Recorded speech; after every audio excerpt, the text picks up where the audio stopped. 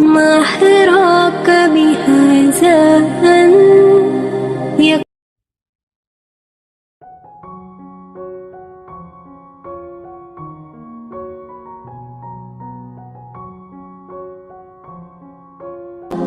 அல்லாஹு அக்பர்.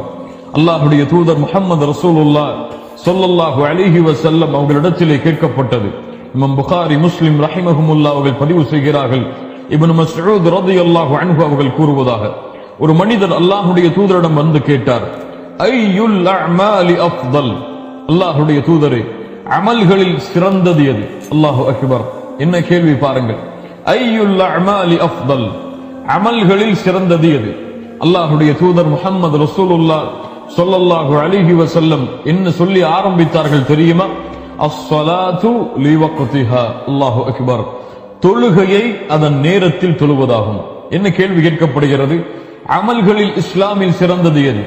அமல்களில் மிகச் சிறந்த அமல் எது? அல்லாஹுடைய தூதர் சொன்னார்கள், தொழுகையை அதனுடைய நேரத்தில் தொழுவதாகும். வபிர்ருல் வாலிதைன், பெற்றோர்களிடத்தில் நல்ல முறையில் நடந்து கொள்வதாகும்.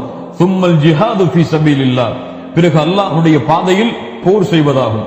கண்ணியத்துக்குரியவர்களே, அல்லாஹ்வுடைய தூதருடைய வார்த்தையை கவனியுங்கள்.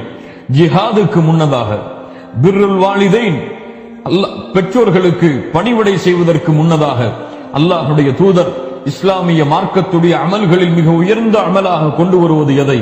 அஸ்ஸலா, தொழுகையை அதனுடைய நேரத்தில் தொழுவது.